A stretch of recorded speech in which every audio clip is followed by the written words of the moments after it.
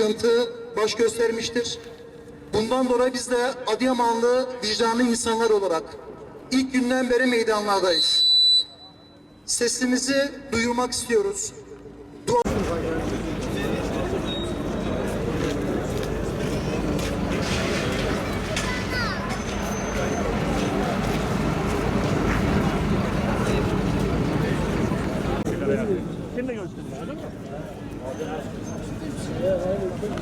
Hepiniz basın açıklamamıza hoş geldiniz. Size ne oldu ki? Ey Rabbimiz, bizi şu zalimler diyarından kurtar. Lütfen bize elimizden tutacak bir dost, zalimlere karşı koruyacak bir yardımcı gönder diye yalvaran şu çaresiz erkekler, kadınlar ve çocuklar için Allah yolunda savaşmıyorsunuz. Nisa suresi 75. ayet-i kerime. Abdullah İbni Ömer radıyallahu anhadan rivayet edildiğine göre Resulullah sallallahu aleyhi ve sellem şöyle buyurdu. Müslüman, Müslümanın kardeşidir. Ona zulmetmez, haksızlık yapmaz, onu düşmana teslim etmez. Müslüman kardeşinin ihtiyacını gideren kimsenin Allah da ihtiyacını giderir. Kim bir Müslümandan bir sıkıntıyı giderirse Allahu Teala da o kimsenin kıyamet günündeki sıkıntılarından birini giderir. Kim bir Müslümanın ayıp ve kusurunu örterse Allahu Teala da o kimsenin ayıp ve kusurunu örter. Buhari. Evet. Filistin'de 117 gündür yeryüzünün en zalim, en aşağılık ve en azgın topluluğuna ve en az onları kadar insanlıktan çıkmış ve onları destekleyen zalimlere karşı destan yazan Selahaddin Eyyubi'nin, İzzettin El-Kasam'ın ve Şeyh Ahmed Yasin'in torunlarına selam olsun. Yeryüzünde adaletin, insanlığın ve vicdanın hakim olması için mücadele eden, çaba gösteren yürekli insanlara selam olsun. Adıyaman'da bu zulümlere karşı gelip ses çıkaran, bu bakış açısıyla mücadele eden yürekli insanlara selam olsun. Tekbir! Allahu Ekber! Tekbir! Allahu Ekber! Tekbir! Allahu Ekber! Tevhid! La ilahe illallah! Değerli kardeşlerim, hepimiz hayatımızın en önemli imtihanların birinden geçmekteyiz. İnancımızın, insanlığımızın ve davamızın bizleri kardeş kıldığı yeryüzünün en şerefli insanlarına karşı açılan yeryüzünün en büyük, en acımasız ve en barbar savaşı devam etmektedir. 117 gündür bir ülke ve bu ülkenin en özgür şehri olan Gazze içindeki tüm canlılarla birlikte vahşice yakılıp, yıkılıp yok edilmeye çalışılıyor. İnsanlar açlığa, susuzluğa ve soğuğa mahkum ediliyor. Çocukları katlediliyor. Hastaneler bombalanıyor. Daha bir sürü canice eylem sistematik bir biçimde icra ediliyor. 7 Ekim'den önce uzun yıllardır ambargolar altında bulunan Gazze bugün yeryüzünün en büyük mezarına dönüşmüştür.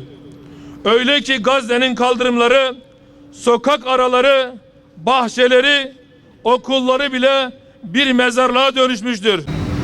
Düşünün, insanlık tarihinde kendilerini sağlık görevlisi olarak gösterip hastanelere giren ve hastanelerde katliam yapan başka bir topluluk var mıdır?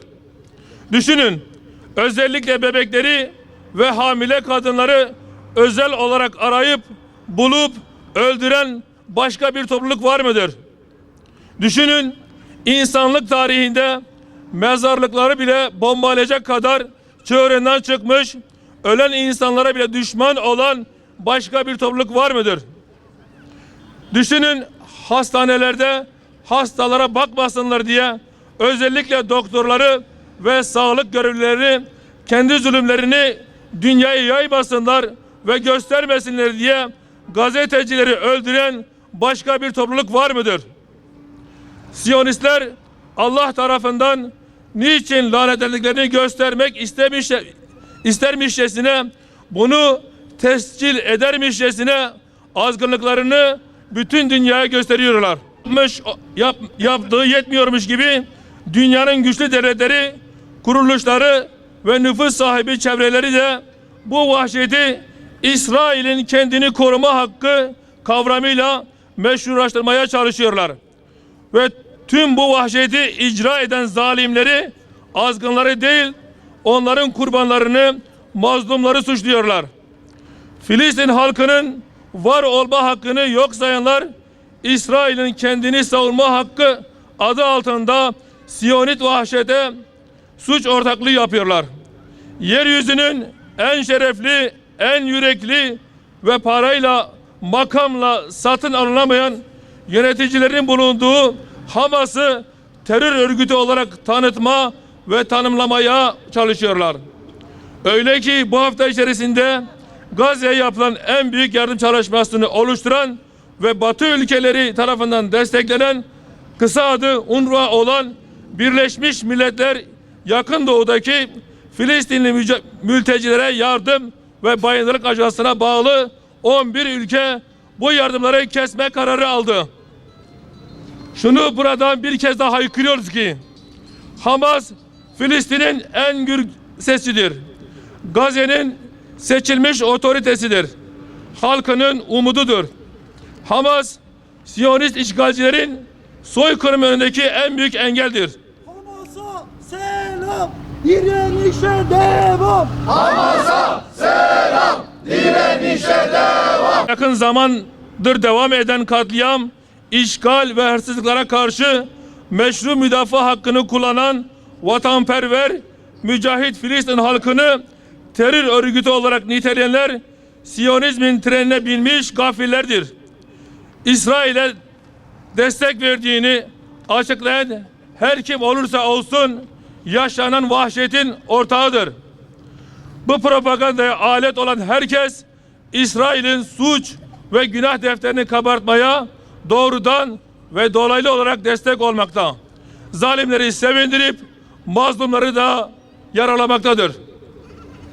Bütün bu yapılanlar tüm insanlığa ilerleme, kalkınma, insan haklarına saygı, ayrımcılığa sıfır tolerans ve benzeri söylemlerle yalan söyleyen Batı'nın Müslümanlar ve İslami değerler söz konusu olduğunda alabildiğine vahşi, zalim ve canavar ruhlu olduğunu, sömürgecilik ruhundan bir şeyin değişmediğini bir kez daha hatırlatmıştır.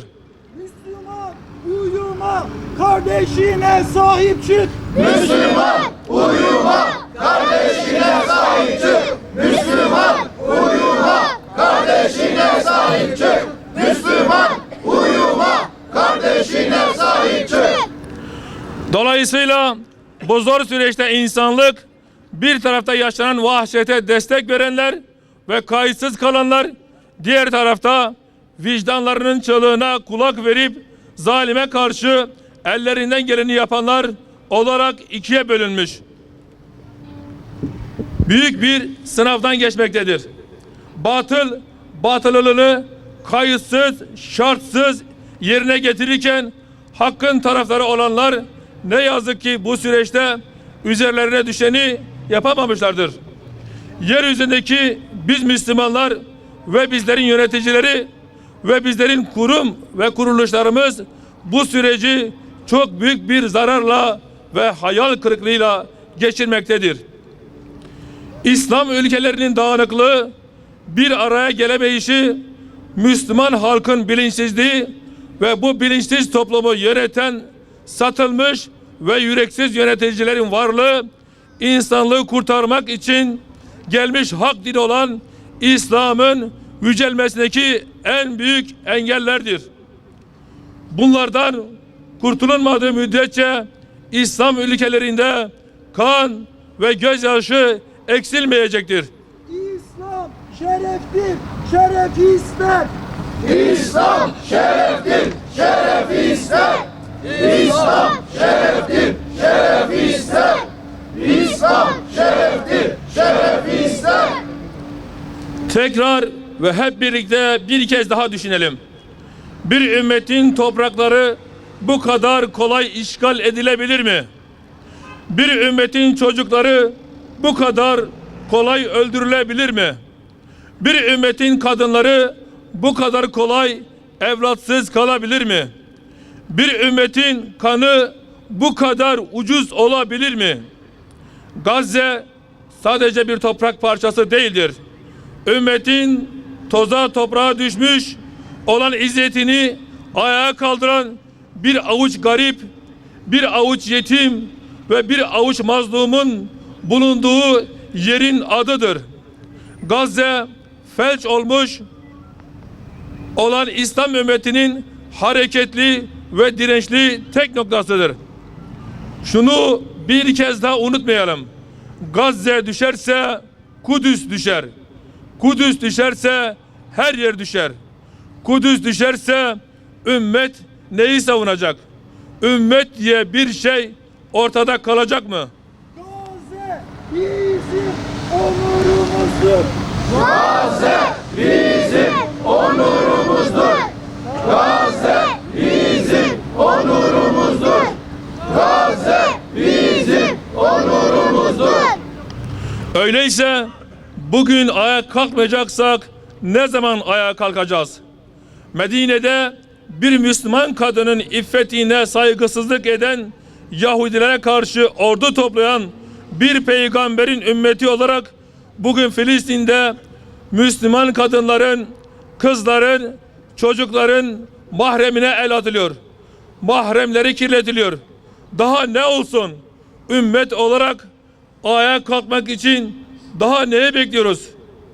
Ya bugün müdahale edeceğiz ya da hiçbir zaman müdahale edemeyeceğiz.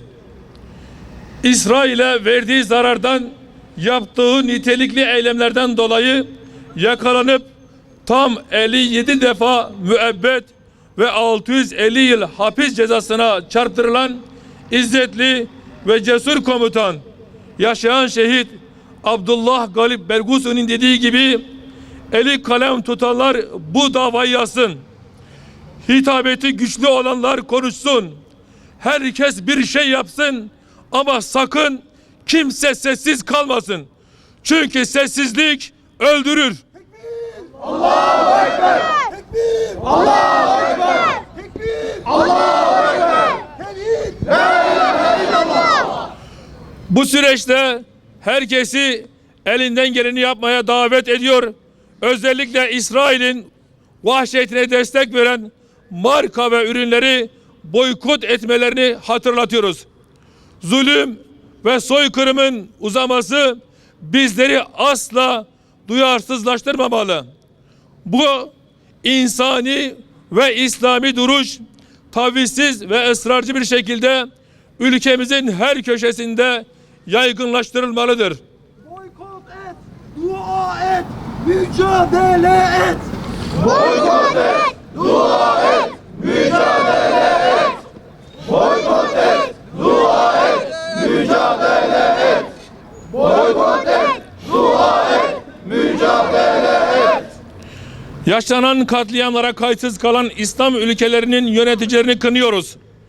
Ve onları İsrail'in zulümlerine tepki vermeye, ses çıkarmaya, bütün siyasi, askeri ve ekonomik bağlarını koparmaya davet ediyoruz. Siyonistler ticaret, ihanettir ihanet.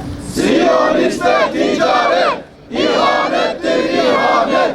Siyonistler ticaret, ihanettir ihanet. Siyonistler ticaret, ihanettir ihanet. Refah sınır kapısında insani yardım koridoru dahi açmayan İslam ülkelerinin liderlerini ve uluslararası kuruluşları şiddetle kınıyor ve acilen görevlerini yapmaya davet ediyoruz. Abluka kırılsın, refah açılsın. Abluka kırılsın, refah açılsın. Hamas'ın meşru duruş ve haklı mücadelesi er ya da geç sonuca ulaşacak. Mescid-i Aksa ve Filistin toprakları özgürlüğüne kavuşacaktır. Gazze'deki muazzam kıyama asil direnişe selam olsun. Zafer inananlarındır. Allah'ın vaadi haktır. Ezelden Ebede özgür Gazze. Ezelden ebede özgür Gazze. karadan denize özgür Gazze. Karadan denize özgür Gazze.